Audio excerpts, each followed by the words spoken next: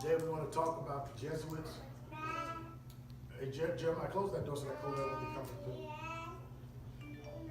We're going to be dealing with the Jesuits. This is the Jesuits part 2. We started talking about them on last week, and we started talking about different things that they were all about. And I want to sort of talk about this a little bit again this week. We're going to talk about the Jesuits. Ecclesiastes chapter 12, verse 14.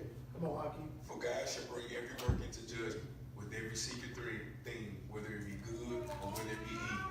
Yahweh's going to bring every work Yahweh's going to bring into judgment, whether that thing be good or evil, or every secret thing. Because there's a lot of secret things going on. There's a lot of secret things that are happening in our world and in our time.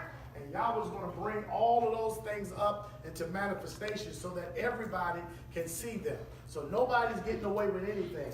Whether you do it in secret, or you try to hide it, you can hide it from the people that see you all the time. Sometimes you hide different things that's going on and happening, but nobody's really getting away with anything.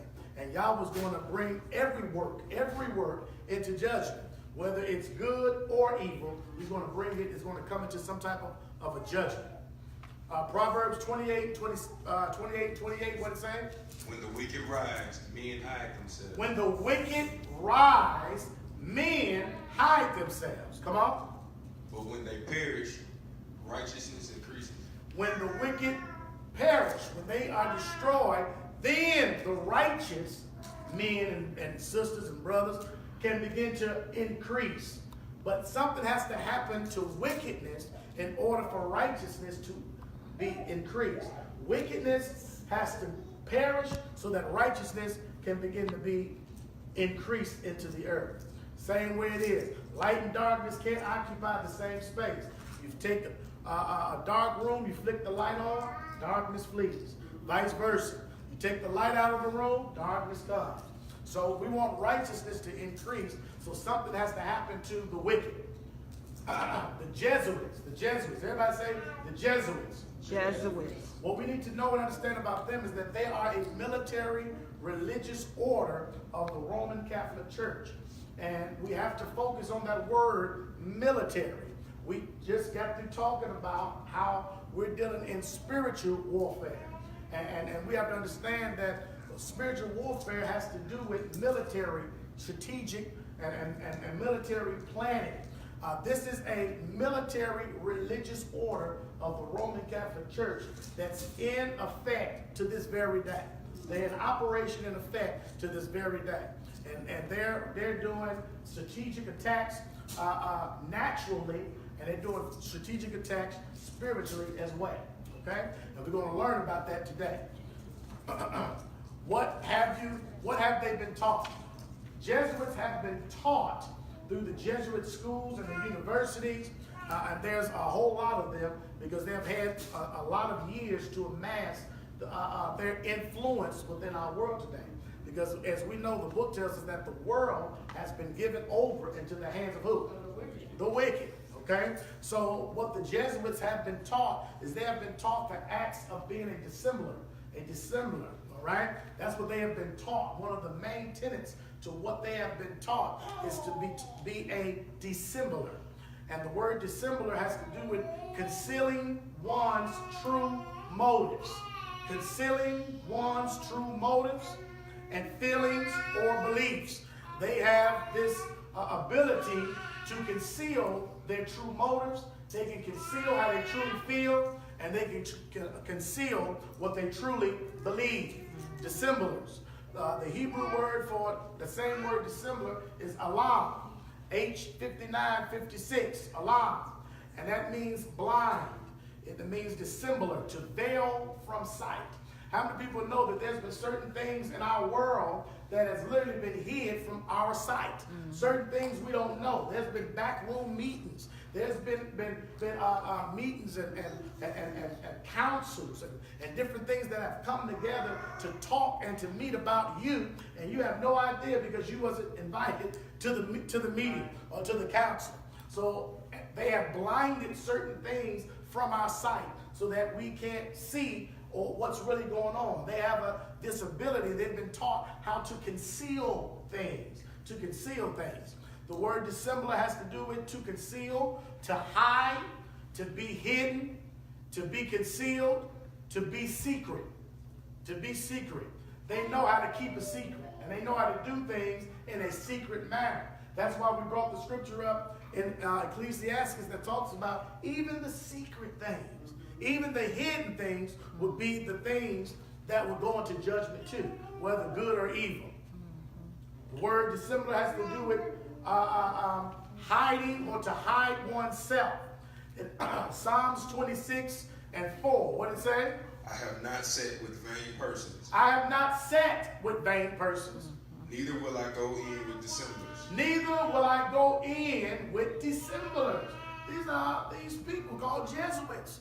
They have been taught the art of dissembling. In other words, they're able to hide things and secretly do things. So David said, I will not sit with vain persons, neither will I go in with dissemblers. Come on. I have hated the congregation of evildoers. See, the dissemblers are the congregation of the evildoers. Just like there's a congregation of the righteous, there's a congregation of evildoers. There's a congregation of people that don't want to do right.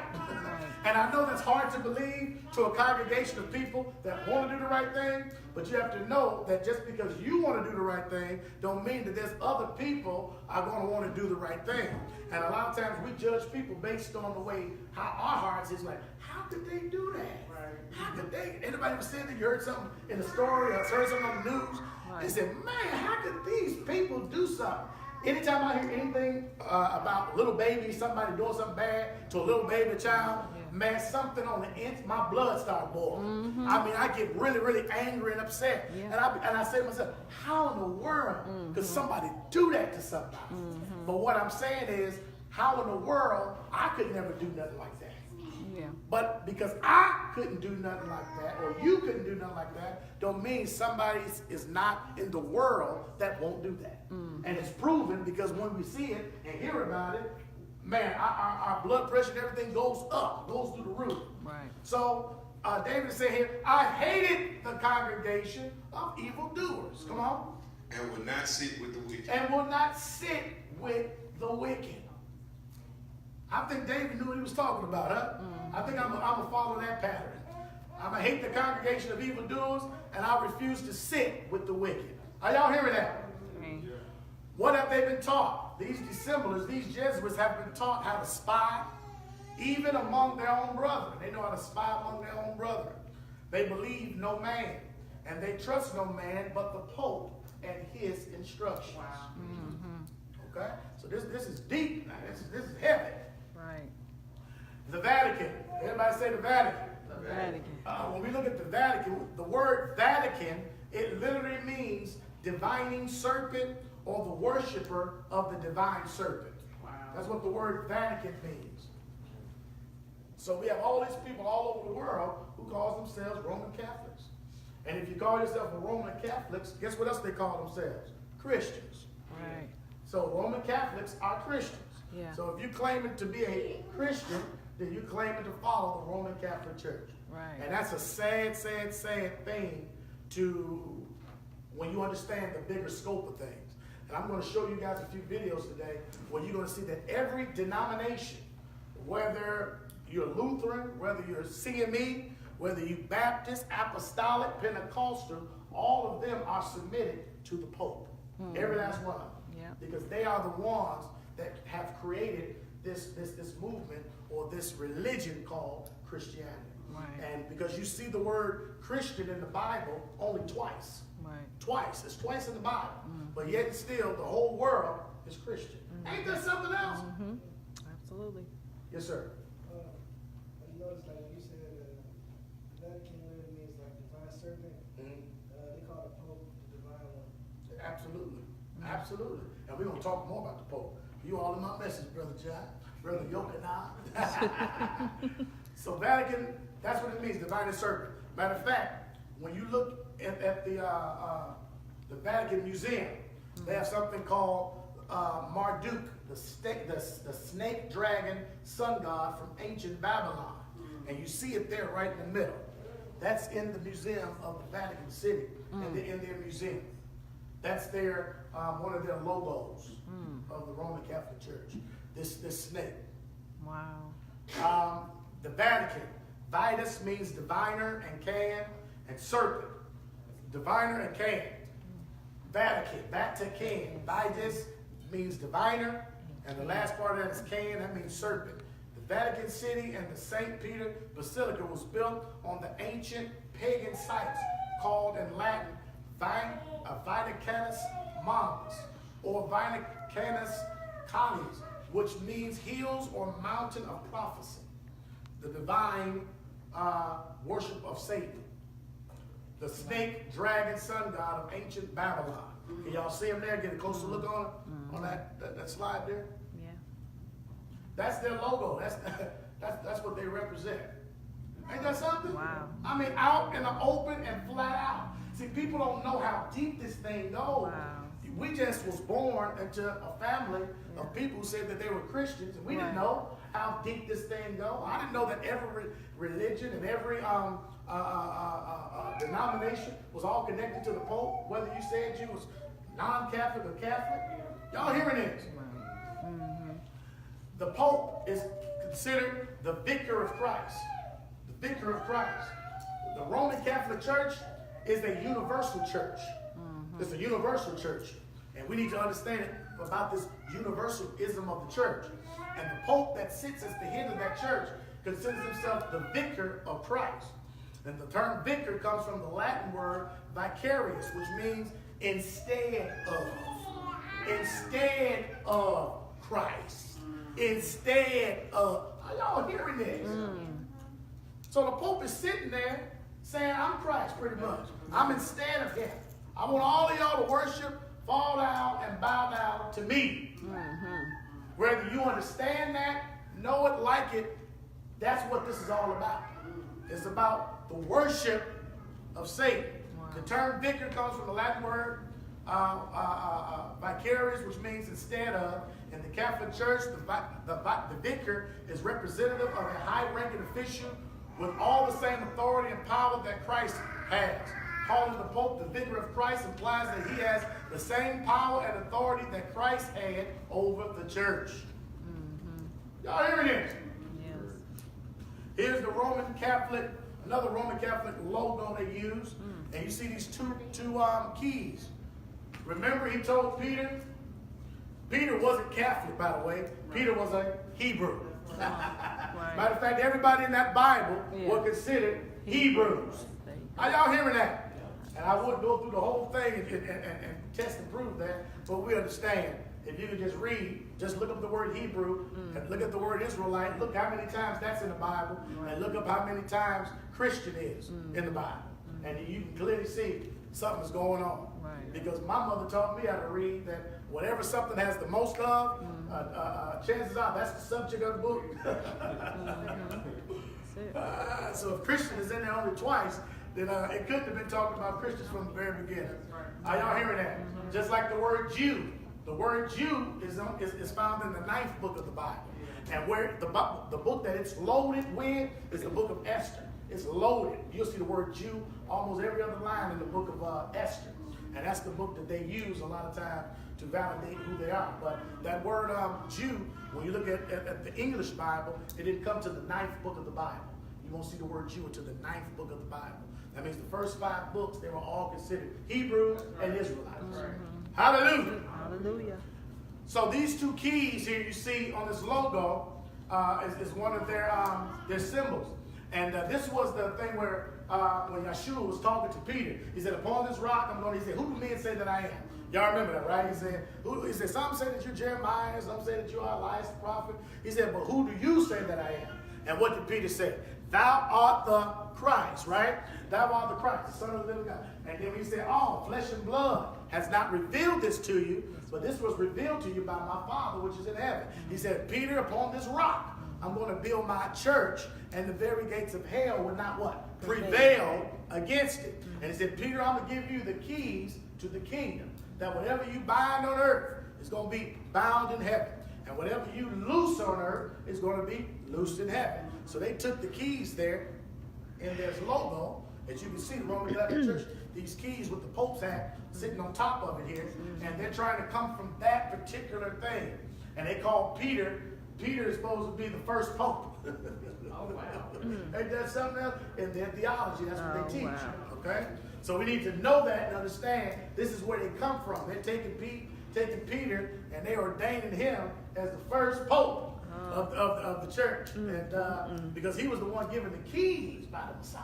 Wow. You see how they Yeah. twisted the Right. scriptures. But Right. we understand that Peter was not a Christian, but Peter was an Israelite. He was a Hebrew. He was a follower of Yeshua. See, the word Christian means follower of Yeshua, or follower of the Messiah. He was a follower. So there was no such thing as a Christian. Nobody ever heard of the word. Are y'all hearing that? There was no such thing as a religion called Christianity, because that came not to the 3rd century, afterwards. So they were all followers of Christ. So in the book of Peter, you hear Peter saying, if any man suffers as a Christian. Peter didn't say suffer as a Christian. Peter says suffer as a follower of the Messiah. Does that make sense? That's what he was truly saying. All right? So they put that in there and said, look at Peter saying it was a Christian. See, so therefore he's the first Pope, blah, blah, blah. Okay, he got the keys. And, they putting it all together. But I'm so glad that we're able to read a little bit beyond that, right? Yah has given us spiritual eyes so we can see what's going on in the deception of what's happening. So nevertheless, these 2 keys shows you the 2 powers that the Pope has on the earth. Number 1 power he has is a spiritual sword, spiritual power. So one of those keys symbolizes his spiritual sword or his spiritual power. And that is a universal power over all individuals, and all individuals must be subject to the spiritual authority of the Pope. That's why when I started preaching this truth, and I had a church full of Christians, and I started telling them that they were the people of the book and they were Israelites, people said, that ain't what the Pope said. That ain't what, I don't believe that. By their own mentality, their own mind, their own theology that they grew up with, they were scared. They thought that I was preaching something crazy. But I know I wasn't. I was preaching the truth. And sometimes people know the truth sounds like it's crazy when you first hear it. Dumb. When you've been taught lies, fed from lies, drinking lies, living a lie, when someone presents the truth to you, it sounds foreign. It sounds crazy. All right? So these 2 powers that the Pope has, the first one again is a spiritual power or spiritual sword that he carries. And the second one is a political authority, because not only is he the head of the church in the Church of the Catholic Church, but he's also the head of a political state, because Vatican City is a state, it's a government by itself. Are y'all hearing that? It's the temple power to run the civic government of every nation, because they don't just run the nation over there in Rome, but they have influence in every nation, especially when presidents call and consider themselves to be Catholic. Y'all hearing that? Have y'all noticed that every time they go, presidents there, they got to go to the Catholic Church down there in Washington, and they go there and they, do their thing. All right? So these are the 2 authorities that the Pope has: spiritual authority and the political authority. I want to show you this video so that y'all can see the 2 authorities in action. Y'all want to see them? Okay. Let's do the spiritual authority one first. This is when a Pope first comes to power. They give him a fisher's ring, or this ring. And I want y'all to see the Pope before I go to that one, because I think that's the other one. Let me go to this one first. Let me go to, is this one? Let's go. This is the people coming to bow down to him within the Roman Catholic Church. Watch this. Peters, centuries of division were rolled away when Pope Francis greeted Ecumenical Patriarch Bartholomew from Istanbul during the inaugural Mass.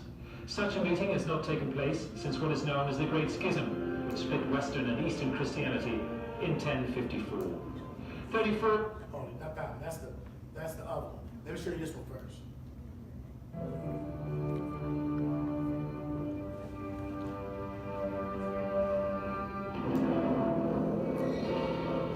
Listen to the announcements. May I present Bishop Jeremiah J. Park, Bishop of the New York Annual Conference of the United Methodist. United Methodist Church, bowing down to the May I Pope. present Reverend Dr. Clifton Kirkpatrick, Assembly of the Presbyterian Church in the United States. Your Holiness, may I present Reverend Dr. William J. Shaw, President of the National Baptist Convention of the United States. They don't kiss the ring. Your Holiness, may I present Bishop James Leggett, General Superintendent of the International Pentecost Holiness Church. All of them. Your Holiness, may I present Dr. Leith Anderson, Your Holiness. President of the National Association of the Evangelicals.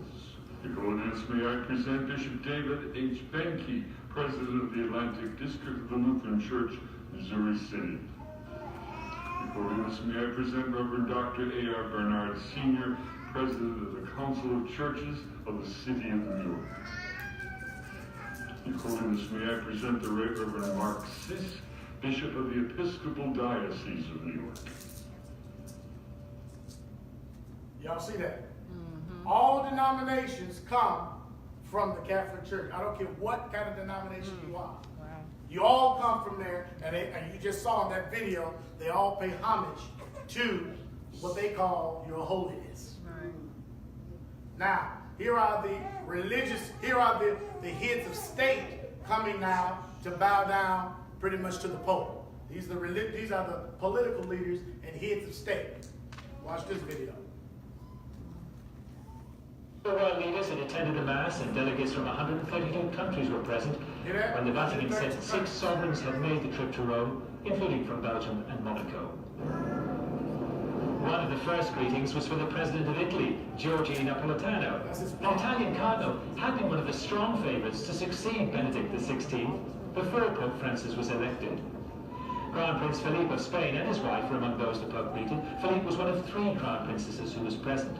There were no invitations sent out. All who wanted to be there were, said the Vatican, warmly welcomed. There was a brief chat with Robert Mugabe and his wife. The President of Zimbabwe is a devout Roman Catholic. Behind him, in line and waiting to meet the Pope, leaders from the European Union, from where President Mugabe is barred for alleged breach of human rights. The Vatican is a sovereign state outside the EU, and so he was free to travel to the inaugural Mass. The Vatican had made it clear no one would have privileged status or be refused. Joe Biden, the Vice President of the United States, had made the journey. Who does he represent? Throughout the brief meetings, as with the Foreign Minister for Iran, Ali Akbar Sanehi, Pope Francis was relaxed in what was his first taste of handshake diplomacy. Speaking afterwards, British Cabinet Minister Baroness Varsi, who was at the Mass, said the Pope would remain neutral in the row between Britain and Argentina over the Falkland Islands. Her comments came a day after the President of Argentina, Cristina Kirchner, met the Pope and said he could help promote dialogue between London and Buenos Aires. So everybody, so y'all see everybody getting in line, right? All right, here's the ring now. This is how, I'm gonna show you how devout these people are, okay? These are devout people. And I used to teach at a Catholic school.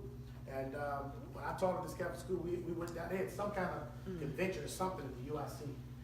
Was it the UIC? It was, yeah, I think the UIC. And the UIC, everybody who's been down there, it's a really, really big facility. And it was thousands and thousands, upon thousands of people there.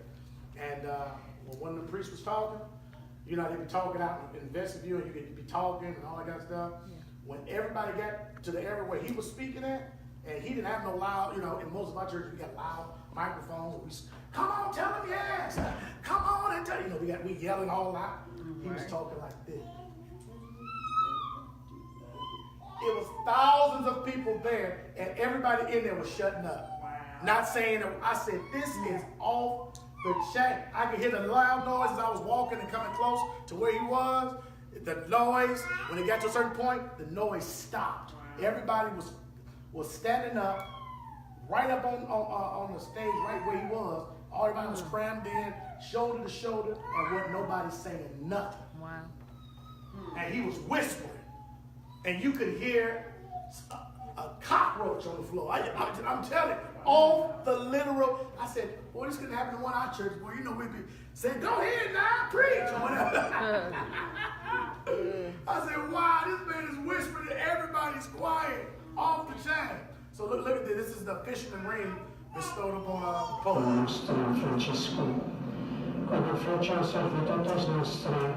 These people are coming to, they're coming to devote, show their devotion to the Pope. Okay?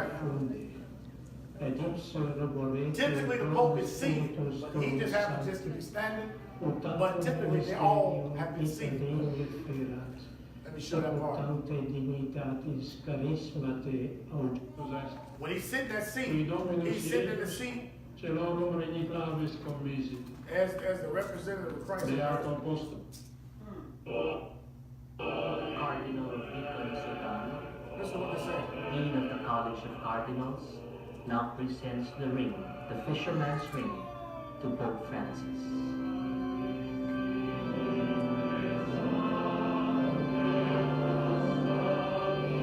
He says they already bowed down before him behind closed doors.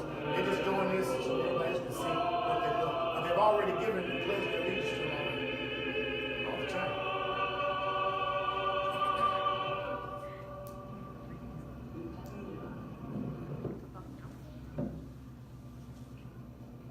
After this, Father, we're going to see a ritual. Tell us more about the ritual that we're about to witness.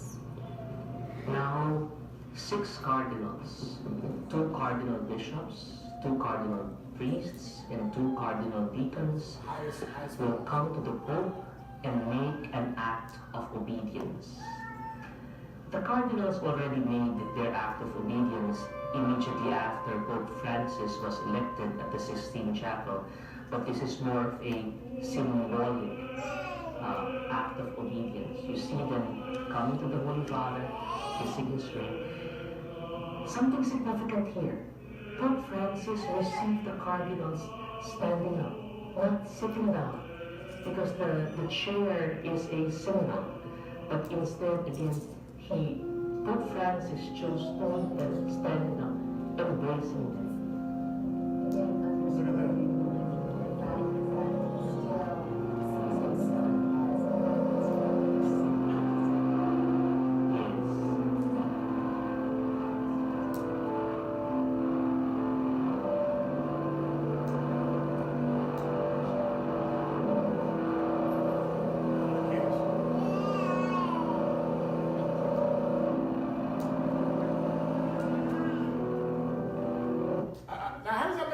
Seeing this up close and personal in your face, because a lot of times you'll see this on the news and it'll glance over your mind or whatever. Right. You won't be really paying. But now in a setting like this, what is happening? What's going on is you're seeing this and you know what the scriptures say.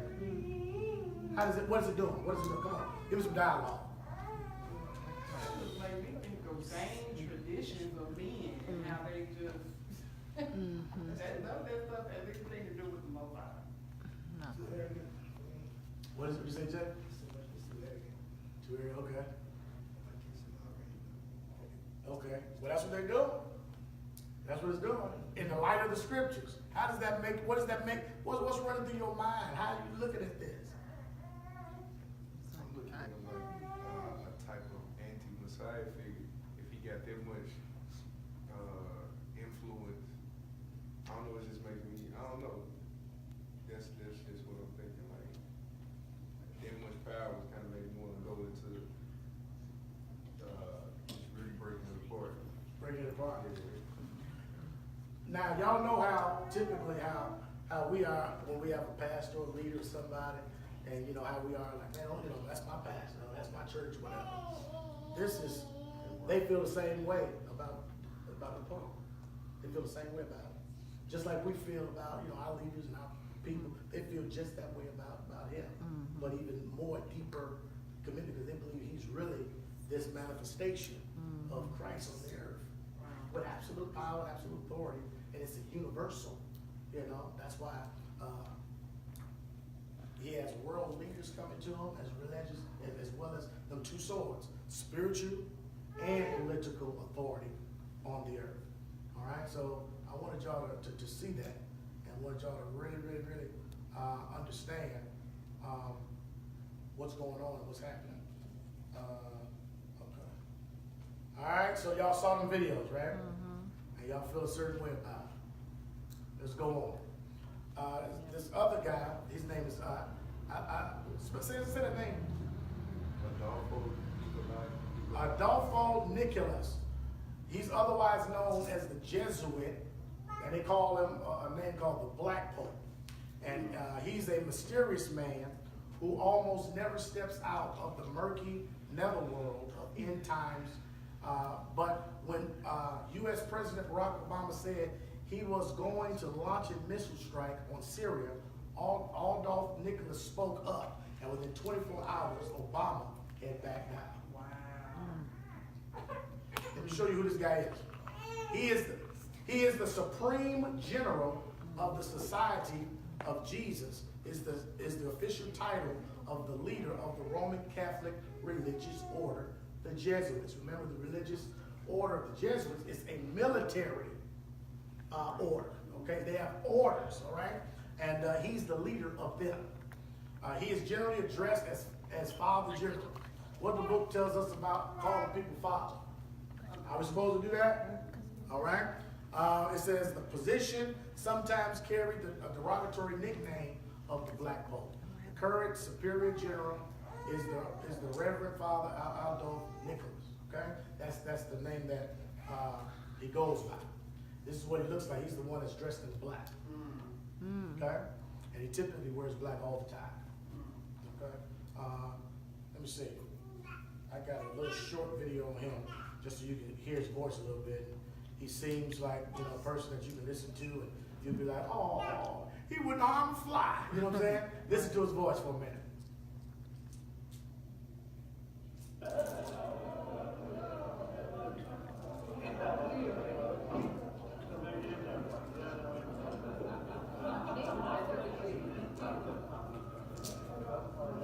Here to say hi and talk to him about his nickname and his extreme oath of legitimacy.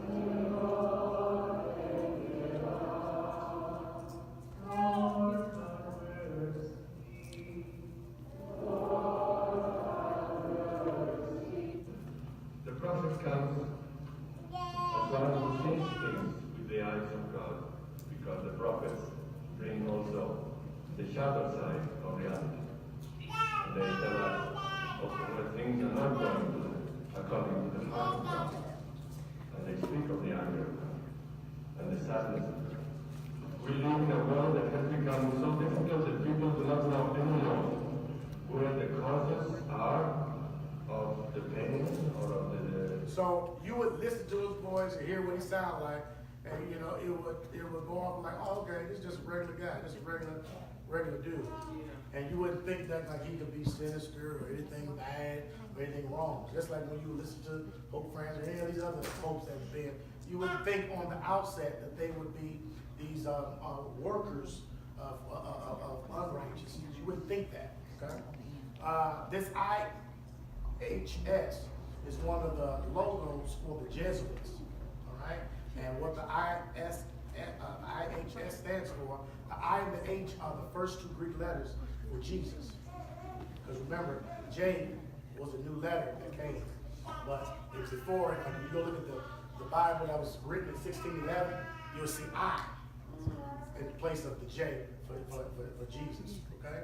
So the I and the H are the first Greek letters of Jesus, and then somewhere in the 2nd century, the third letter S was added, therefore rendering IHS. Jesuits, or the Society of Jesus, okay? That's their order. What have they been taught? They have been taught, again, the Jesuits have been taught this insidious plant the seed of jealousy and hatred between communities, provinces, states that were at peace, and inciting them to deeds of blood involving them in wars with each other. This is something that the Jesuits do. They have been taught how to create revolutions and civil wars in countries that were independent and prosperous. They have been taught how to cultivate the arts and sciences and enjoy the blessings from them, from the arts and from the sciences. They have been taught how to enjoy the blessings from them.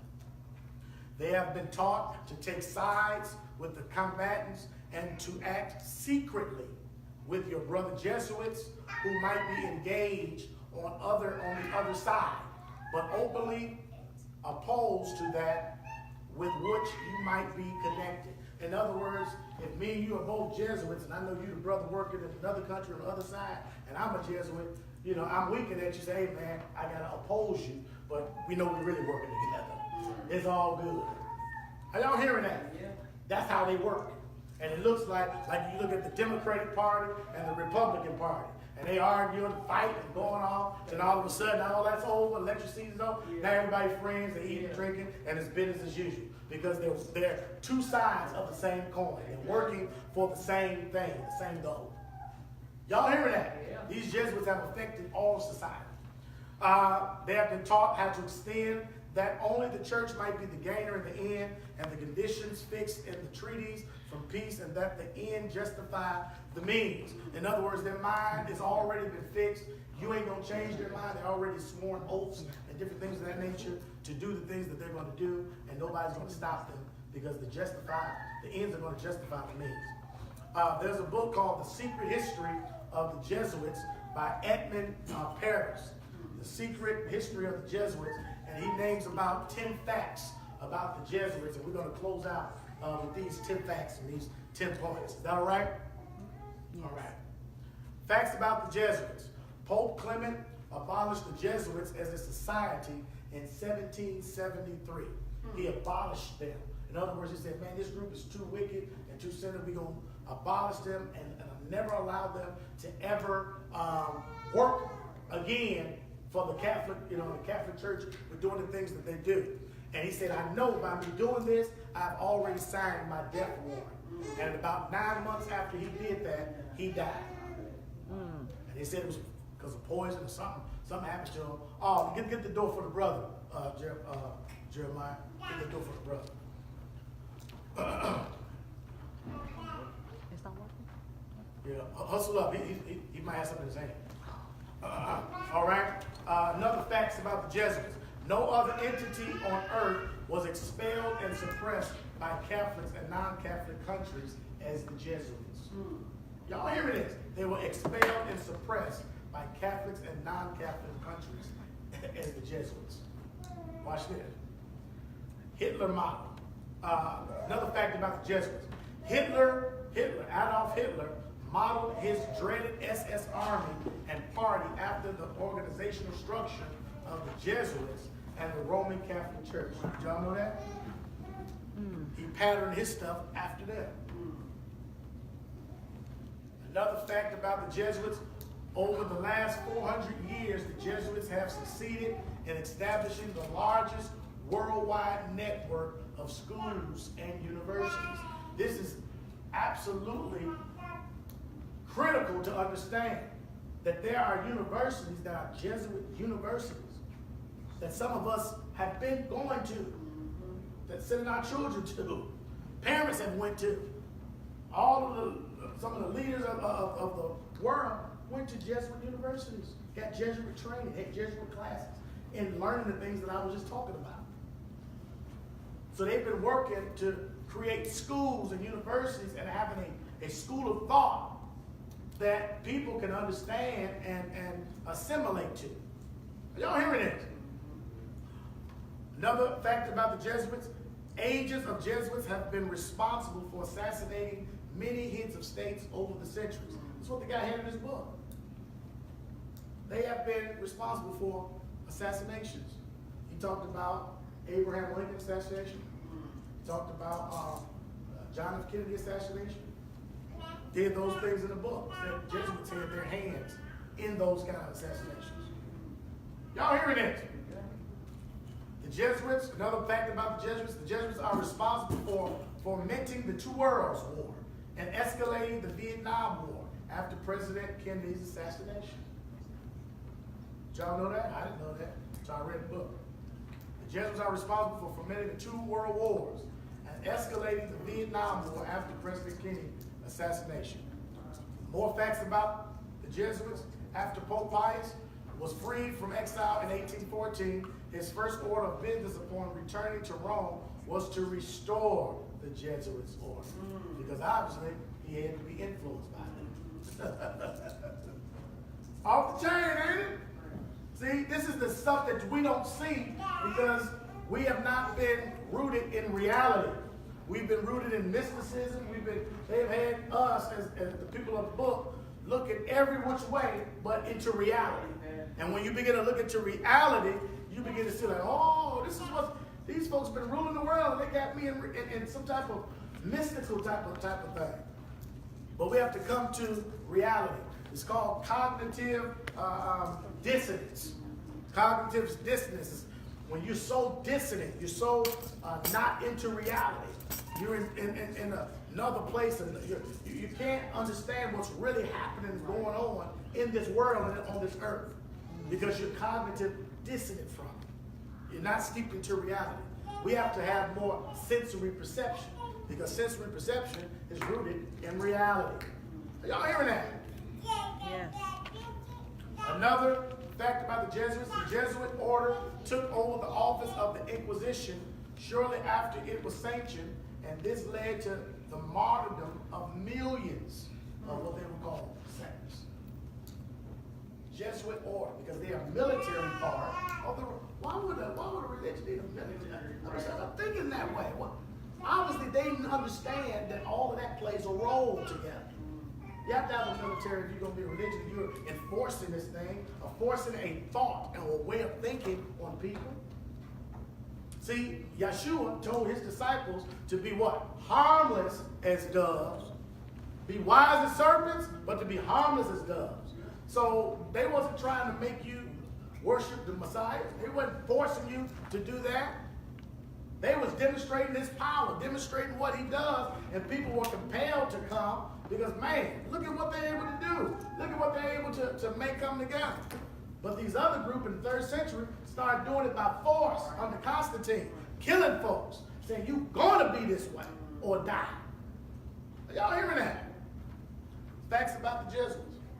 Jesuits succeeded in their own destruction agenda through dominating the confessors' field wherever they went. And what that means is that the Jesuits became the predominant group supplying confessors to meaning hearers of the confessions of kings and princes and those in authority. So in other words, they were the ones in the confession booth, and they were listening to the confessions of the ones who came to the booth, and they were kings and they were princes and people. I did this, I did that. And that was like a way for them to gather intel on everybody in the world. And that's what a system they got set up. Everybody gonna confess to us anyway. They gonna tell us what's going on because they want to be forgiven. So they had to institute guilt and shame and all these things to make you feel bad so you can, give up the goods. They have been taught the duty as a spy to gather all statistics, facts, and information in your power from every source. They're going to gather the statistics, the facts, and all the information so that they can make informed decisions on how to attack. Y'all hearing this? Jesuits. They have been taught to integrate themselves into the confidence of the family circle of Protestants and heretics of every class and character. So they have been taught how to be Baptist. They have been taught how to be Methodist. They've been taught how to be Pentecostal, evangelist. They have been taught how to do all of those things, be charismatic and everything else. They've been taught how to do that so they can integrate themselves into what's going on, what's happening, into society's trusting them. As well as of that of the merchants, or the bankers, and the lawyers among the schools and the university, and parliaments and the legislation, and in judiciaries, and in councils of state, and to be all things to all men, for the Pope's sake, whose servants they are until death. Are y'all hearing this? This is deep, ain't it? See, we've been shrouded again in mysticism, so we ain't used to coming to a gathering place or assembly hearing stuff like this, because we've been beat down by the things we're being beat down. So we want the preacher to come and give us some encouraging words. Come on, Pastor. Don't actually educate us. Just make us feel good. Don't give us no information that actually has the ability to change our life. Just give us a sugar-coated message, something to make us feel good, because we've been beat down and kicked upon and spat upon for so long that we need some inspiration.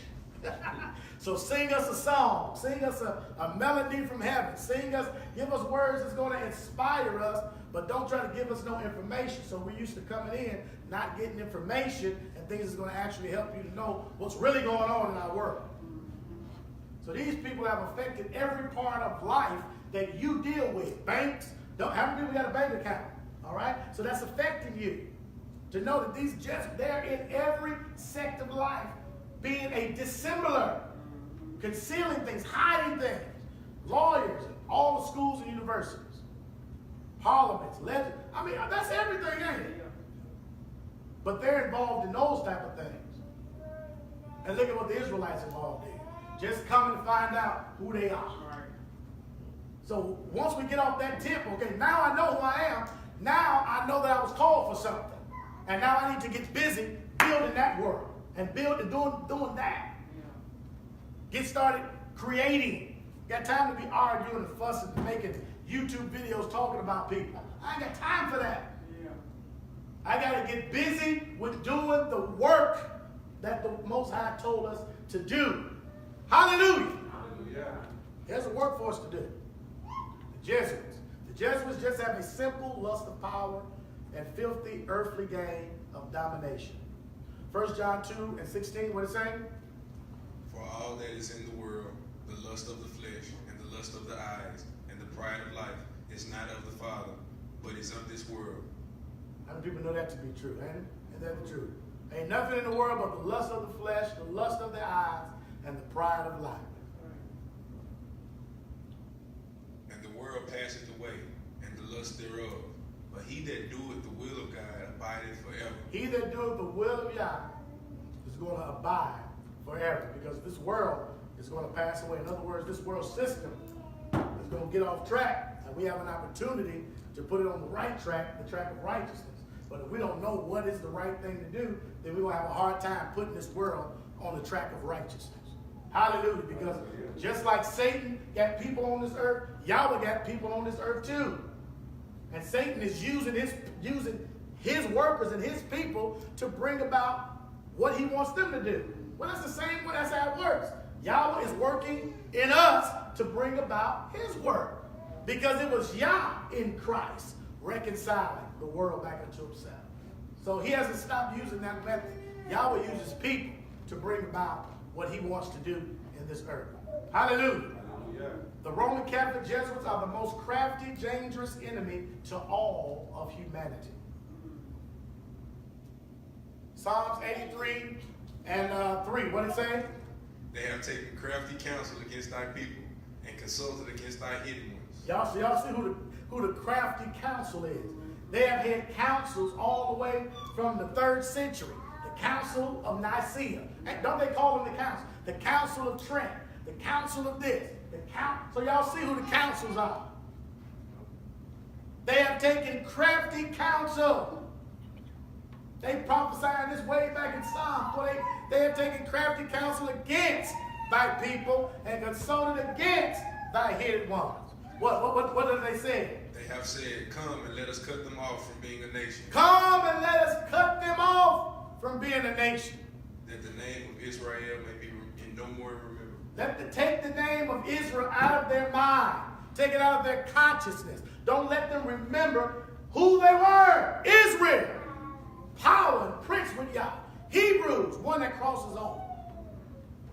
They don't want you to know that. So they said, come, let us cut them off quickly. Let us cut them off from being a nation. Let them keep arguing. Let them keep being divided. Let them keep arguing over things that don't even matter. So that this name of Israel can be no more in remembrance. We took their book and we're using that book for our benefit. Y'all hearing this? Come on. For they have consulted together with one consent. They are confederate against thee. For they have consulted together with one consent. They are confederate against thee. Woo-wee. And then it goes on to list the ones that are all a part of it. The tabernacles of Edom are right at the top. Because the tabernacle of Edom have been intersected with every race and every creed and every culture. They went and intermarried with everybody. All right? So given the above historical facts about the Jesuits, in my conclusion, I would remind you of the Webster's definition of a Jesuit: a designer, an intriguer.